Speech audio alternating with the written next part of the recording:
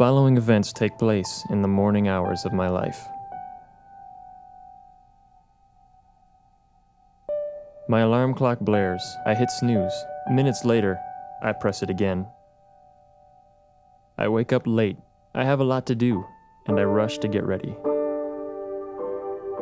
I debate between spending time with God or putting gas in the car. The car wins. God will understand. I drive fast and pray for green lights. I yell at slow drivers and those on their cell phones. The news on the radio talks about tragedy and pain. I'm stressed, and I'm not even to work yet.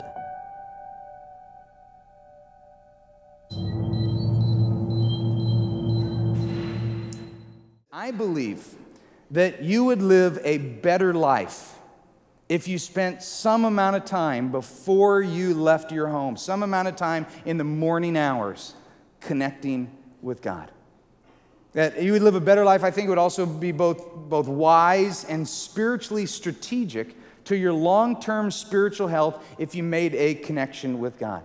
And what I want to do in this message is I want to share with you 4 action steps that I try to take on a daily basis to awaken my intimacy with God and recognize His presence. And in a very spiritual way, try to hold the hand of God so that as I go throughout my day, I don't leave God behind.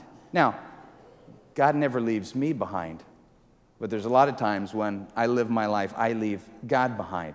I think these 4 will be very helpful for you. If you grab your outline, we'll take a look at them. You can put them in any order that you would like, but I'm going to share with you the order, the routine that really works best for me.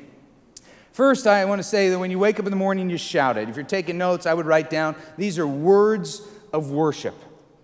Okay, words of worship. I like to begin my day by laying in bed. Okay? Now, I know some of you are thinking, man, I can do that. I like this approach already, okay? But what I'm talking about here is to try to practice the discipline of being still for a moment. Okay? For those of you who are early risers, you know, many of you wake up, you want to get out of bed, and you want to start getting to your to-do list. To be still for a moment and begin the day with words of worship, words that acknowledge God, words that acknowledge His awesomeness, words that acknowledge your dependence on His role in your life, words of gratefulness for His unconditional love for you. And I chose the word shout, you might even write this off to the side, because it communicates passion. That's what I'm talking about in this moment here, a passion.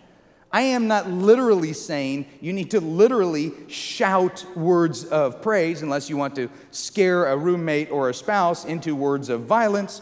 And I don't suggest that. But what I'm saying is the kind of the shout out your praise on the inside. That even before you get out of bed, you condition yourself to begin to almost explode with praise and thanksgiving for who God is. And that He's given you another day to be alive, that you can be alive another day to be in relationships, to love, to minister, to share, to reflect Jesus.